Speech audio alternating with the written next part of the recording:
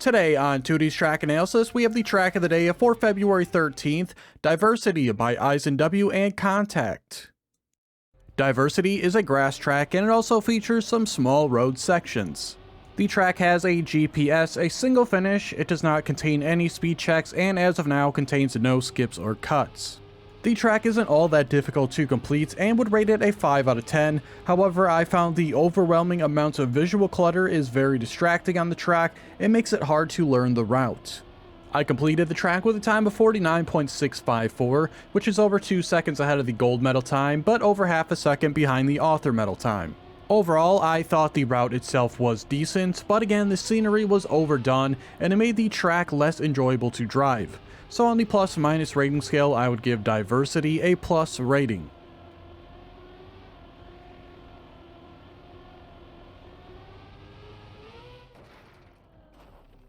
For today's analysis and comparison, we're using the current world record Ghost driven by Hill TM.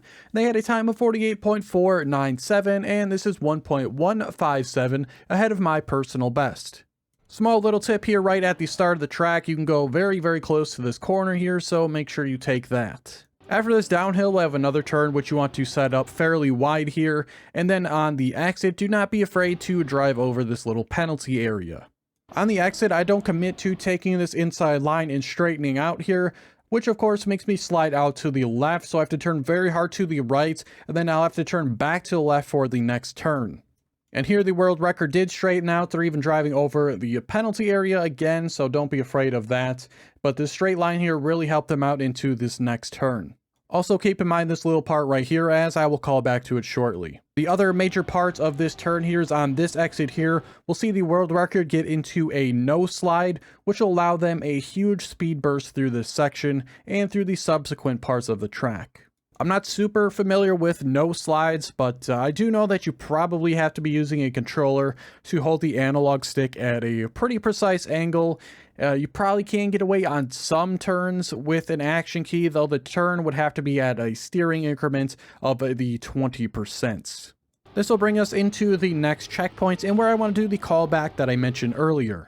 From the one slightly bad turn setup and the no slide the world record got, I lost about half a second, and that's nearly half the difference between me and the world record on the entire track, all lost in about 7 seconds worth of the track. So quite a big difference in a very small part of a track. Moving on though, you want to set up wide for this turn.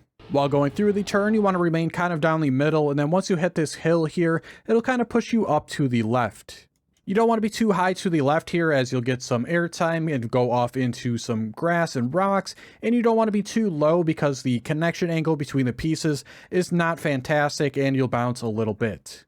Not a ton to go over for this little area here, but again on the exit, don't be super afraid to drive over this penalty area. For the upcoming transition, you really want to ride the line of the turn itself. I really didn't care for this part of the track though, as seemingly no matter what, it gave you an uneven landing the majority of the time, and even the world record here will get an uneven landing. I didn't get a great setup into that, so the car will slide out a little bit, and then I'll just have a poor setup for that inside line there.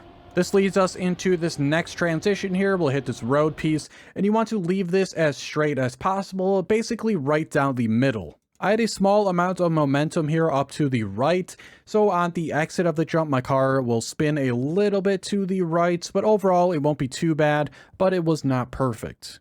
For the rest of the turns in the track, it's really the same idea, really to take smooth, somewhat inside lines. On the majority of them, me compared to the world record, I'll have a bit further outside lines, but overall I'm fairly happy with them.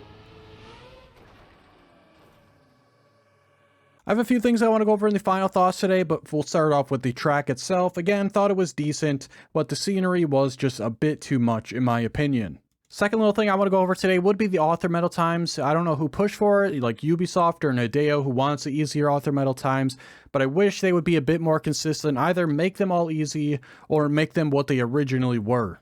I know medal times aren't really what you should be aiming for. You should really just be aiming for self-improvements in your times, but it is annoying to say the least that they are so wildly different.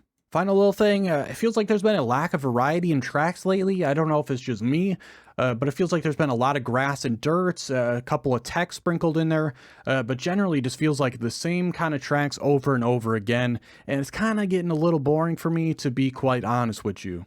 What I hope wasn't boring was today's analysis. If you did enjoy it, please like it and subscribe. Check the description for links to my Twitch and Discord if you're interested in those, and be sure to check out all the other track analysis videos out on the channel. Thanks so much for watching, and I'll see you guys tomorrow for the next track analysis.